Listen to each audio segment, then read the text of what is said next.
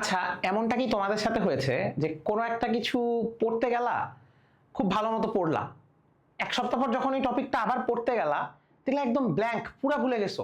আমার সাথে কিন্তু এই জিনিসটা বহুবার হয়েছে, বাট এখন আর হয় না, কারণ কতগুলা টেকনিক আমি ফলো করি। সো সেই টেকনিকগুলোই আমি তোমাদের সাথে শেয়ার করার চেষ্টা করব। হ্যালো এভরিওয়ান, আমি তোমাদের সাথে আছি মোহাম্মদ জুনায়েদ খান রায়হান। বর্তমানে পড়াশোনা করছি ঢাকা বিশ্ববিদ্যালয়ের applied chemistry and chemical engineering ডিপার্টমেন্টে। সো আমাদের আজকের টপিকটা হলো যে পড়া মনে রাখার বৈজ্ঞানিক উপায়, যে কোনো কিছু পড়লাম এক সপ্তাহ পর সেটা ভুলে না যাওয়ার উপায় কি।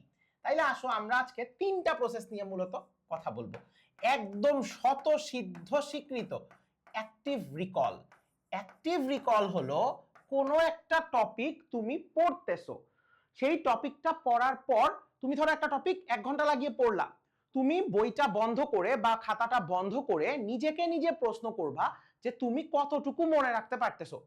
যদি তুমি নিজেকে নিজে পড়া দিতে পারো, যদি একটা চ্যাপ্টার শেষ করার পর তুমি চ্যাপ্টারে কি কি টপিক আছে বই বন্ধ করে, চোখ বন্ধ করে তুমি মাথায় মনে করতে পারো, অথবা তুমি তোমার কাগজে লিখে ফেলতে পারো, তাহলে তুমি বুঝবে যে ওইটা তোমার ঠিক মতো শেষ হয়েছে। সো এটা গেল তোমার অ্যাক্টিভ রিকল। এখন অ্যাক্টিভ রিকল দিয়েও ধরো তোমার বুঝলাম যাচ্ছে অ্যাক্টিভ রিকল তুমি ফলো করলা, এবার আরেকটা প্রসেস তোমার কি হতে পারে, সেটা হতে পারে তোমার spaced repetition. What is spaced repetition? দেখো, আমরা একটা জিনিস যখন একবার পড়ি তার দেখা যায় কি আমরা 70%ই ওই দিনের মধ্যেই না ভুলে যাই। কারণ কি, আমরা পড়ি, পড়ে মনে করি যে ভালো মতো পড়তেছি, বাট পড়াটা আর কোনো চর্চা হয় না। সো স্পেসড রিপিটিশন মানে একটা সার্টেন স্পেস অফ টাইমের পর আবার পড়াটা রিপিট করা। সো এই প্রসেসটায় তুমি কি করতে পারো, একটা টপিক তুমি আজকে পড়েছো, তুমি সেটাকে 1 দিন বা 3 দিন বা 7 দিন পর আবার পড়ো, একটা সিকোয়েন্স মেনটেইন করে পড়ো। একটা জিনিস যখন তুমি বারবার পড়ো, তোমার ব্রেনও সেটাকে বুঝায় যে সেই জিনিসটা তোমার জন্য গুরুত্বপূর্ণ, এবং তোমার ব্রেন সেটা তোমার শর্ট টার্ম মেমোরি লেন্থ থেকে তোমার এটা লং টার্ম মেমোরিতে নিয়ে যায়। এইবার লাস্ট টেকনিক, যেটা হলো দা ফাইনম্যান টেকনিক।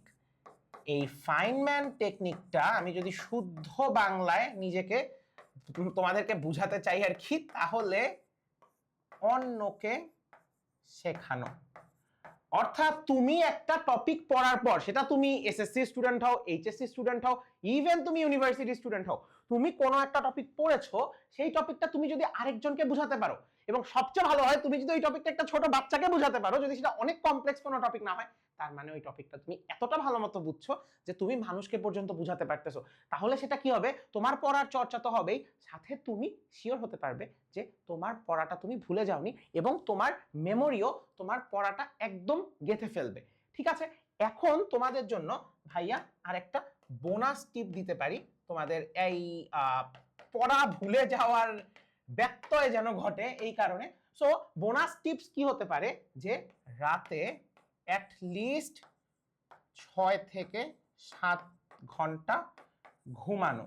এতে কি হয়, আমাদের ব্রেনের প্রপার রেস্টটা হয়, এবং আমাদের যে ব্রেনের ক্যাপাবিলিটি নলেজ গ্রহণ করা, ইনফরমেশন গ্রহণ করা, সেটা বজায় থাকে। আর আরেকটা ইম্পর্টেন্ট জিনিস, পড়ার সময়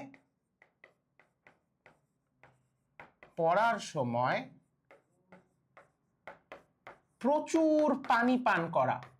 এতে কি হয়, যে আমাদের শরীরে ক্লান্তি ভাবটা আসে না, এবং একই সাথে তোমার যে ঘুম ঘুম ভাব যেটা, সেটাও দূরীভূত হয়ে যায়। সো এই প্রসেসগুলা ফলো করলে তুমি খুব সুন্দর মতো পড়ালেখা ভুলে যাওয়ার যে একটা জাতীয় আমাদের প্রবলেম, সেই প্রবলেমটা থেকে আমরা বেঁচে থাকতে পারবো। দেখা হবে নেক্সট ভিডিওতে এরকম করে টিপস নিয়ে। আল্লাহ হাফেজ।